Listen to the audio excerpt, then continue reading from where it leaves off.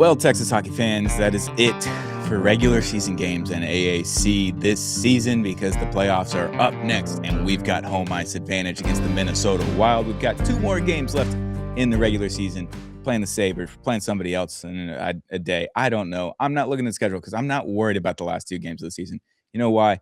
It's playing the Minnesota Wild at home in AAC, hopefully on Saturday, April 18th. Welcome to Clean Sheet of Ice, a Texas hockey podcast. I'm your host, Don Strankman, joined always by Dom Garcia. How we doing, bud? Man, eyes clinched up. I think, the past couple of games, it's just we've been waiting to get to this point. Even in this last night's game that I got to be in, the boys are ready for that kind of playoff mode. They're ready to flip that switch. And I couldn't be any happier because for it being the last home game, it was a very good crowd, very good Stars anthem chant. And we're just ready to get there. I think it might have been the first time we've had 3/4 of the Clean Sheet of Ice crew in person at the game, and me not be one of the fourths. We had Luke there, we had Dom there, we had Savannah there. Everybody was there for game 80, right, of the regular season. Yep. The last home game, game 41 out of 41. Did the T-shirt cannon, played Choosing Texas at the end of the game. Afterwards, Luke had a blast. He was full. He said full house. It was a bunch of fun. They had a blast. Good win, too. It's just like there wasn't a lot in that game. I wasn't watching, hand up. I was texting Ben and Reagan after I got back from playing golf, and I was like, is this the most boring game of all time? Because we were texting the group chat, and they were like, yeah, no, it's exactly what it is. So I was like, all right, cool. Don't care. I was having drinks. I was out on the golf course. Then I came back and had some more drinks, had some tacos, had some birthday cake. That game wasn't going to affect me win or lose anyway, but Robo secures it. 2 goals there. Empty netter at the end. 2-0. Another shutout for Jake Oettinger, proving his case. It's 4 shutouts this season for Jake Oettinger. For all the Otter haters this season, that's 4 shutties for our boy Otter. That's a big deal. I don't care if you're playing the Rangers or the Bruins or whoever it is. 4 shutouts in the NHL. That's a big deal. So good for Otter. 4th shutout of the season. Another win. I think they're 2 wins away. I think they're at 48 wins. If I'm not mistaken, 50 wins is still on the table. I think I could be wrong. Yeah, and Otter's glove was a masterclass last night. And if we're getting that Otter against a team that he normally plays well against in Minnesota, it's going to be a tough team to score on. And that first period definitely, like that group chat said, it was a snooze fest of a first period. But these boys kind of took it as a challenge, and once they rode stride, like when Jake Ottinger's on, I've seen it, I think, twice where this is a different Jake Oettinger, and you've probably seen it count on both hands the amount of times he's on. It's different. Like average Jake Oettinger is still top in the league, but when he rages it up a notch, it's impressive. When he gets cocky, that's when you know it's fun. Like when you can see him kind of eyeballing, or when he tosses the puck into the face-off dot after a frozen puck, that's when Otter's going to be turning it on and having a lot more fun, I think, doing it. And he's going to flare the glove a little bit more. He's going to make some crazy saves. He's going to tell you about it, nod his head a little bit, or smile at you, those kinds of things. So that's good to see. Otter's pretty dialed in here, just a couple of games away. I would assume he's not going to play every game. The last 2 games, I would assume Casey gets one. Jake probably gets the last one of the season, just to kind of keep him a little bit more fresh heading into Saturday or Sunday when the playoffs start. Welcome Minnesota Wilds to our fans to our podcast, because they've been coming out in droves the last couple of podcasts, before the Minnesota game, after the Minnesota game. They're welcome to the Clean Sheet of Ice crew. If you are one of those people that listens to other teams' podcasts to see what their viewpoint is and all that kind of stuff, and not yell at us, I like you. If you're here to yell at us, I like you anyway, because you're giving us views and comments and getting us in the algorithm. It's not going to bother me. I'm going to have fun either way. I know, Dom, you listen to a handful of other podcasts whenever you're heading into different series and all that kind of stuff. I don't do that. I stay away from it because I'm a homer. I don't need any of that other stuff in my brain. But I'm excited. The one thing I did notice from yesterday's game, right, against the Rangers, was the hit from Jamie Benn from behind on Gavrikov, which he was the guy that fell backwards into Tyler Seguin's knee, ended his season, torn ACL, all the things, torn knee and all that kind of stuff. Thought that was interesting. I thought it was interesting that he didn't get tossed from the game. It wasn't a 5-minute major and wasn't tossed from the game. I thought that was a 5-minute penalty. And that's probably what Jamie was going for, was that was payback, right? He did that and did not fight right after the other guys that came up to from the Rangers, because it was a dirty hit. It was a cheap hit, but that was a get back hit. And I was surprised it wasn't 5 minutes. I don't know what your viewpoint was in the arena for that one, but I thought that was interesting, at least. Maybe the only interesting thing. The robo goal was pretty sick on the power play there with 7 minutes left or whatever, but not a super interesting game outside of that Jamie Benn hit. Yeah, and then Jamie does drop the gloves with JT Miller right on our side. So that was a really cool moment for my girlfriend to see her first first hockey game rather. But no, what I saw was Thomas Harley is holding back now, but with Miro being out, you realize how good of a puck handler he is. And like, it was a snooze fest of the neutral zone, but man, Dallas has some unbelievable skaters and they were on display. Now, the scoring chances, I didn't obviously I was when I'm at home watching the games, I will have game notes and I will keep track of shots, but boy, it felt like an hour between Dallas Stars shots. And I think in the first 30 minutes of the game, we maybe had one good look. And ask for players to kind of up the tempo, but the fans, when they brought it, I think within a couple minutes, you saw the Robertson goal. You saw a couple of big hits and weird penalties towards the end of the second period. But these guys know the stake ahead. They know with the weird injury luck that we've having, just put people in bubble wrap until we get to Minnesota. And that's kind of what you saw. Yeah, Cameron Hughes just went back to the AHL today. That was tweeted out from the Dallas Stars account on Sunday as we're recording this. We're recording this during the Masters on Masters Sunday. I am looking at my phone. All right. Everyone just don't yell at me. I'm going to look down every once in a while. I'm checking the scoreboard, not watching entirely. I'm just checking the scoreboard. I'm going to finish this up and I'll be able to watch the last like 5-6 holes. It's going to be great. Yeah, I'm not worried about what happened in the last game. If there's no shot quality and all that kind of stuff, they're all injured. But Cameron Hughes going back to AHL. That means either Michael Bunting or Radek Faksa, or if not both, will be joining the boys up here in the next 2 games here in the regular season. And one of them will be an extra, one of them will be in. I would assume that's kind of going to be the case here. I would assume both of them will get a game heading into the game 82, which is great news. That means your fourth and third lines and maybe your top line with Michael Bunting going up there are going to be pretty short up, right? Yep. And then it's the Rope Hintz, then it's the Sam Steeles, and then it's Tyler Myers, and then it's what happens with Miro Heiskanen. He's not playing throughout the rest of the regular season. We don't really have an estimate on when he comes back in the first round. I had a comment on the last episode, which we haven't talked. We talked a little bit about the Miro thing. We haven't talked more about Miro because we didn't have an update then. We obviously know he's not playing the rest of the regular season. Someone asked about Miro, like they're a lot more worried about this series heading in without Miro. And I'm like, look, guys, I know it's not game 82 yet, but like Robo's still here. Rope seemingly coming back in that first round. Sam Steele seemingly coming back in that first round. Michael Bunting, Radek Faksa, both coming back before the first round start.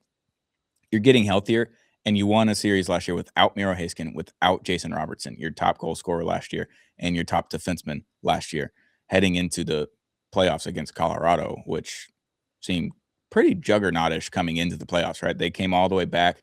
They were within a point or two, right, at the end of the regular season when the Stars went on a 7-game losing streak, then lost game 1. It's an 8-game losing streak. They won that series in 7, obviously, without Miro, without Robo.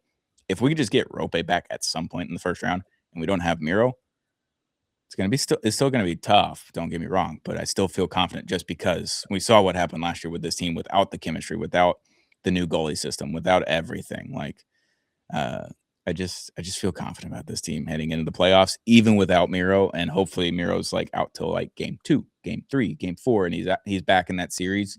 You can kind of ease him back in, play him 18, 20 minutes or whatever, and then get him back up to the 28, 30 minutes he's going to end up playing in the playoffs if he comes back healthy. Yeah, I mean, I don't know about you, but like I felt way worse last year about Miro's situation than this year for some reason. And I have no sources or anything to back that up. I just looking at how it happened and judging by how goalies answered questions about him, I don't think there's a scenario where he misses the entire first season. That's just my opinion on how things are looking, and I think you can win with that. I mean, if you look at that Minnesota matchup, Kirill Kaprizov on the PK is deadly. If we got Esa Lindell, I think we have a fighting chance to keep him off the score sheet. Now, that's easier job said than done, but Esa Lindell, what I saw last night, he's in midseason form, and that's what you want to see because Kirill, 5-on-5, kind of here and there on the power play, he's nasty, and we got a guy that can match nasty for nasty. Yeah, I'm super curious to see what overall NHL officiating is going to look like in the playoffs. Usually, it comes down a whole lot. A lot more hits are allowed, a lot more penalties are allowed and not called, and there's less power plays and this, that, and the other. I remember last year. You remember Game 1 against Colorado? They went on the power play a billion times. Yeah. They ended up winning that game, I think 5-2 with an empty netter there. Wasn't really that close, and I just felt like we were completely outmatched on the referee side with the penalties that were called and weren't called against us. That's obviously the homer take and how I saw it in the press box last year. And then you had the crazy goals like the Ronaldo goal where he kicked it, a bicycle kick over, and they counted it because it wasn't a kicking motion, but he was completely kicking it. So like he had those weird things, and he had sky balls that went behind the goalie in that series. That was a weird series. You create your own puck luck. We're both big proponents of that, but you're creating your own puck luck. But if they're smart and they stay out of the box, we haven't seen Kaprizov score a 5-on-5 this season, I don't believe, against the Dallas Stars. I think that's a big thing. Quinn Hughes is the one that you got to look out for, and without Miro Heiskanen being able to skate with him, it's going to be a little bit tougher. We saw that happen last week in that little give and go at the blue line, which was a sick play, by the way, a sick shot from Quinn Hughes. Not going to doubt it. It's going to be a really fun series, I think. It's going to be really fun. You know what else was really fun, Dom? Shout out to Gus for doing this. We gave away 2 tickets. To the game. The last game, Fan Appreciation Night, 41 games out of 41 games in the regular season. Craig TX80 over on Twitter. Craig got to enjoy it with his wife. She doesn't get to go very often, so they enjoyed the last game of the season there and the regular season over in AAC. So awesome job by Gus winning those tickets and then giving them over to us so we could give them away on the podcast. That was awesome. Gained a bunch of subs. So if you haven't already, hit that subscribe button on our YouTube channel at Clean Sheet of Ice. We're trying to hit 500 subscribers before the regular season ends or before the playoffs starts, which would be Saturday or Sunday. We want to give away a Colin Blackwell signed sweatshirt, which I'm going to get this week. When I get back to Dallas, I'm going to go get it. When I see Colin, he's going to sign it, and we're going to be able to give it away. 500 subs. We're 70 away. We're over at 430. A lot of growth this season. It's been a lot of fun. We're almost to that 500 mark. It's going to be sick. We want to give that away. So more subs, more giveaways. That's kind of how we're doing it. We did a ticket giveaway. We've done the bobblehead giveaway. We're doing a Colin Blackwell signed sweatshirt giveaway. We got a jersey giveaway coming up 1,000 subs. If we can get there at the end of the playoffs, we'll buy a jersey. We'll give it away. Maybe I can get it signed by somebody in the locker room. I don't know. Just saying. There's a lot of things that can happen if you just subscribe to our YouTube channel. So hit that subscribe button. We want to do more giveaways. So shout out to Craig for winning the giveaway this past week. Hope he had a great time at the game. Obviously, it was a win, so hard to have a bad time. With this Minnesota series, though, we're not going to do a full deep dive in here, but I want to hear like your X factor for both sides. It doesn't have to be the Kaprizov or Quinn Hughes or whatever. Like, who do you see kind of sticking out and having a series? Like we've seen like Wyatt Johnson have series. We've had Radek Fox have some good series. We've had Rope Hintz be the guy in a series. We've had the Mikael Granlund series in the Winnipeg series last year. Like, I've had a lot of guys just kind of pop out and maybe not be the most known player on the team. I wonder who your X factor is for both of these teams heading into Saturday or Sunday with the playoffs.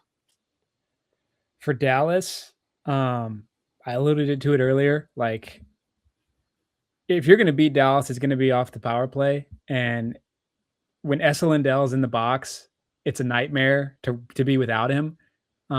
Players on the ice know how hard he is to score against. So for me, if he can play 20, 25 minutes of unreal defense, like it takes one mistake on the other side for Jason Robertson or Wyatt Johnston to make you pay. So he's definitely my X factor in Dallas. Minnesota, I think it's going to be a veteran. I think it's going to be a guy that you're not worried about, like you're so focused on Boldy. You're so focused on Faber. You're so focused on Quinn. You're not really focused on the Spurgeons. You're not really worried about someone like that. Can't remember what game it was, but I was like, man, Tyler Seguin's going to make a presence here. And sure enough, Tyler Seguin flies down the ice and scores in a pivotal moment. So much momentum really draws Dallas into that. I want to say was in the Colorado series, can't remember which one, but I think Minnesota can lean on a veteran like that, especially because they've never, I think they've won one playoff series. Yeah, I think we were talking to Jack, the guy over at 10K Takes, Minnesota fan. Me and Ben were talking. I think he was in high school the last time that they won a playoff series. Yeah. It's been a while. And, like, that's such a crazy thing to say because they've had a lot of talent on that organization for a very long time. They just never have put it together like they have right now. Right now, this is as deep as a team you'll see out of Minnesota. And credit to Bill Guerin for building it. But it's going to be a guy you're not thinking of that can make a difference on that Wild team. Yeah, it's interesting. I don't know if you listened to our last pod with Savannah, but she was saying that they were riding down the elevator with Bill Guerin the other day. And he was like, I haven't seen a power play like that this season. And that was just the Dallas Stars not at full strength on the power play. That's Correct. the funny thing. It's like there's no rope on that one. So you're still playing with Jamie, you're still playing with Matt Duchene down there. Like, and then you lose Miro Heiskanen in there. So you're really down a handful of guys. And he said he's never seen a power play like that this season, which is crazy because they were buzzing. So I find it it's gonna be a fun series. I think it's gonna be super physical, like we saw on Thursday this past week. That was a crazy physical game. Saw Matt Duchene get blown up, get a blindside hit really on the blue line. That should have been interference, and they didn't call it. They were already on the power play. It should have been 5-on-3 for over a minute. They didn't call it. He gets banged up. You're gonna see that kind of stuff. Guys healing over on the bench once they get there, trying to catch their breath. You're gonna see all of that in this series. We're gonna do a full deep dive later this week, but I would like to hear your thoughts of that Minnesota game. We haven't gotten to talk to you about that. We saw Matt Boldy taking kidney shots on Thomas Harley at the end of the game. Justin Ritzkovian coming over the top, put him in a headlock. It got real physical, got real dirty, got real grimy there, and it's a regular season game. It was game 0 of the playoffs, as everyone was saying. I just want to hear your thoughts on what that game was like for you. As a fan watching it, that was the first game I got to really watch since going on a semi-vacation. I'm not really on vacation. I've been working the whole time, but it's been a little chaotic with the family stuff. But, yeah, I just want to hear what you thought about that Minnesota game. Well, I think the game proved this is going to be a goalies matchup through and through. Every single game, you're going to be like, it's going to be tough to score from post to post. Both guys have incredible sticks, and they move the puck well in their zones.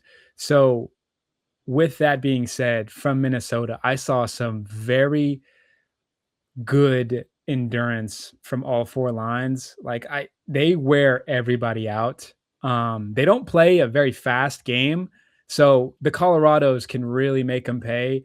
The Dallases can make them pay as well when they're healthy, but they rely on wearing you out and then in the third period just absolutely attacking you. So we matched physical for physical, and I've liked that. Even Tyler Myers does not play a physical brand of hockey. He's just a big guy, so you assume so. But he was getting physical, and he was being that bodyguard that he needed to be. Jamie Benn, I didn't tell my girlfriend how old he is, but I pretended like he's like 29, 30 years old. And she's like, man, like, really? He's out there. Like he's a dog out there. And I'm like, yes, he is a dog, and he's an old dog, but he still has some dog in him. And he was very physical in that game, and he's been very physical, ready to protect this squad. But with Minnesota, you can't make a bad pass. You can't make a bad pass, because if you do, they are so quick. Even in their third liners, they have lightning fast shots, and you're not going to see, 2-on-3s, even strength kind of shots at Otter, but you will see set pieces that look very good. And I think we have the personnel to defend it, but it will definitely be low scoring the entire series. It's going to be 2-1, 2-0. And we'll get into predictions later, but it ain't going 4 or 5 games. I'll tell you that much. Could you imagine if it went 5 games? The chaos on Twitter. Did you see Sam Nessler's tweet on Friday morning, I believe, after the Wildness Stars game? He was like, "We got both fans saying that they're going to win in 5. We got both fans attacking each other. It's we're already in playoff mode, and we still have 3 more games left in the regular season." I was like, as is tradition, Stars fans and Wild fans, they don't like each other. I think Colorado, the rivalry there is really more so just like Mikko Rantanen versus the Avalanche at this point now, for the player perspective. But from the fan perspective, that is the most toxic fan rivalry we have as Stars fans. Minnesota's not far off from the fan side, but the players look like they hate each other. We haven't had one of those against Colorado outside of Game 5 last year, where Liam Bichsel goes in the box, he puts his hand up to his ear, that whole thing. And like outside of that game, we haven't had a game where Colorado and then Dallas have just attacked each other the whole time. Basically, is what it seemed like. That Minnesota game, they were attacking each other the entirety of the game. All 3 hours of it. It's just like they're going after each other, one after the other.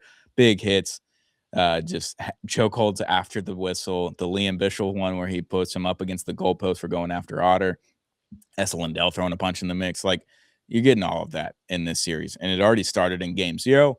It's going to go even crazier in Game 1. They're going to be a little bit more responsible with those things after the whistle come playoff time, because they don't want to go on the PK on both sides. Like, obviously, Esa Lindell goes to the PK in that one. It should have been offsetting. We already talked about it. But, yeah, I think it's going to be a really fun, physical, low-scoring event, just like you just said.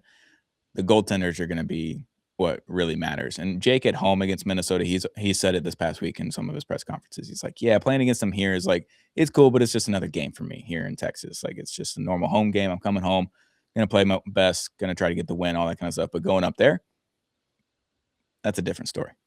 That's hometown. That's my home territory. I'm defending home turf in an away jersey. Like, it's a different mentality up there for Jake. I think that's going to be what I'm most looking forward to the most, is those games 3, 4, and 6, right? I want to see what he looks like up there, because a Game 6 win in Minnesota for the series win, a little shutout action from Jake Oettinger. Oh boy, just tingly senses right now. I want that to happen just because it's Jake, and we love Jake on this podcast. That'd be really fun to hear him talk about that. But getting a little ahead of my skis. We're still a week away from this series even starting. It's going to be fun. It's going to be a lot of fun. Oh, you talking about getting chippy? Wyatt Johnston was chirping in that game. If you got Wyatt Johnston chirping, there's some animosity there. So buckle up, because this is going to be something that every hockey fan should be watching. Yeah, that Wyatt one where he got the penalty and he started yelling at the refs. He said that's fucking awful. Yeah. It's like, yeah, it was. It wasn't wrong. He's done that a few times this year. I think that I've noticed that's some of the things I've noticed with the little intricacies of the game, where you can see it in person. Sometimes you can see it on TV. Wyatt talks a lot more than you think on the ice to everyone, refs, opposing players on our team.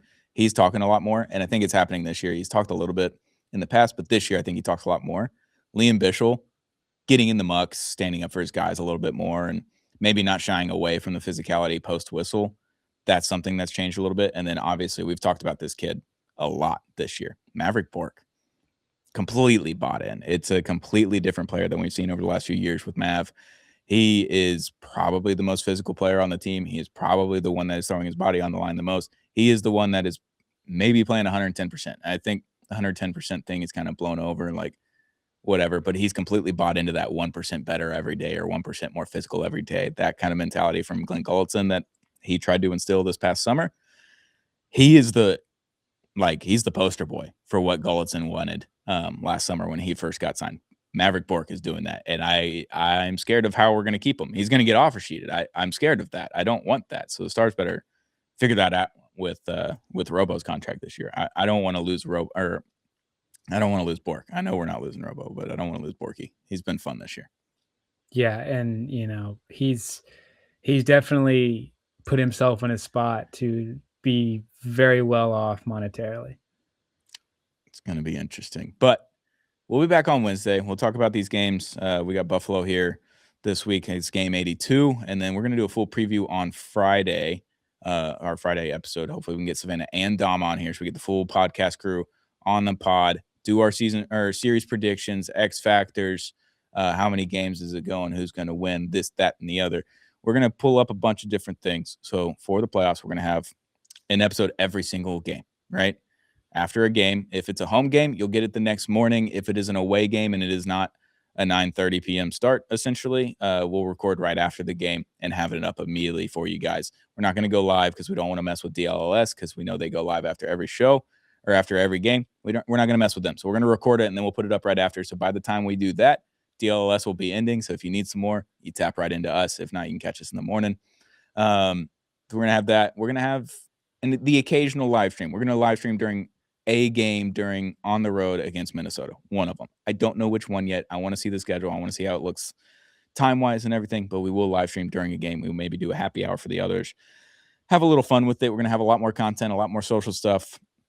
Luke's been doing an awesome job on the socials. Dom and Savannah have been awesome helping me out on the podcast this year.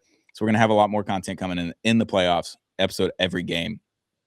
It's going to be chaotic. I'm not going to sleep through the playoffs, hopefully through June, and then I'm going to have a baby right after that. So I'm never sleeping again. I said it on the last podcast, and that's okay with me. I'd rather just not sleep again and knowing that the Stars win a cup at the end of June and then have a baby after that than the Stars not lift the cup and it ends in May or early June and I get to sleep for a month. That would be disappointing for me. So I'm going to plan on not sleeping for the next 3 months.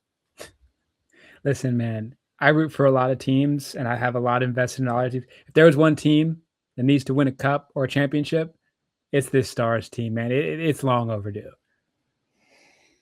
Yeah, I'm trying to figure out how many, because we're obviously Astros fans. I think I give up 22 for a cup right now. The Astros 22 World Series.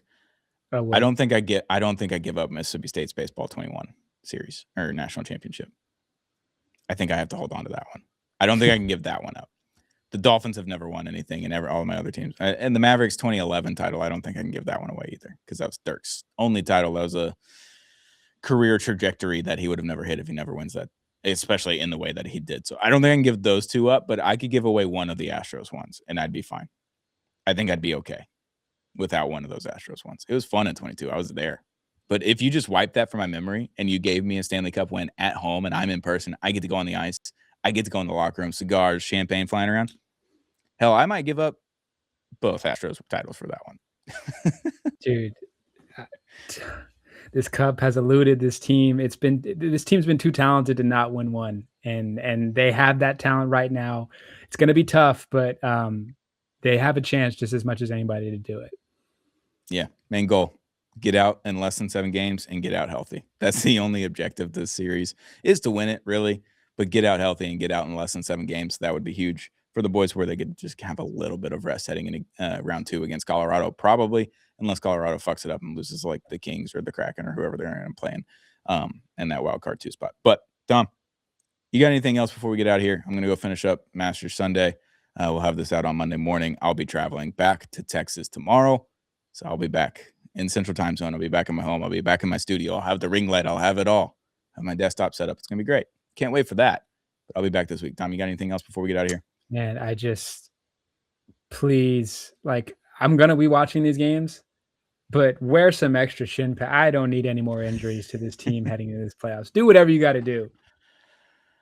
Yeah, strong agree. And you're not going to send anyone. Jamie Benn's playing both games that are left. He has a 60-game, $500,000 bonus that he can hit that will be paid out after the league year ends and before the league year, or after the league year starts next season. So come October, I think he gets a $500,000 bonus, even if he is not on the team next year. I would assume he's coming back. He looks pretty youthful. So yeah, come out healthy, come out clean, and get into round 1 on Saturday or Sunday against Minnesota Wild. We're going to preview it later this week. We're going to talk on Wednesday. We're going to have an episode there to talk about the regular season. And then on Friday, we'll have our full series preview against the Minnesota Wild with home ice advantage. We're starting in AAC on Saturday or Sunday. Me and Savannah will be in the building for, I would assume, most of the playoff games. Savannah might be going on the road to some of these playoff games. She did that last season. So we'll have to wait and see. But hit that subscribe button if you haven't already on our YouTube channel at Clean Sheet of Ice. We're trying to hit 500 subs before the playoff starts. We got a little bit less than a week.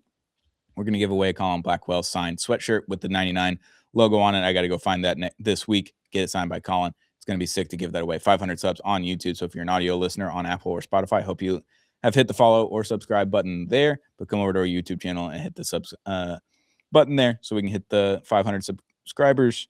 It's going to be fun. Shout out to Gus for the Texas Hockey 2026 playoff shirt. Go get it in the link in the description at apollohou.store/Texas Hockey, I believe is the link. It'll be in the description below. Go get your Texas Hockey playoff shirt when the Stars align. And yeah, that'll be it. We'll be back very, very soon. It's another episode of Clean Sheet of Ice, a Texas hockey podcast.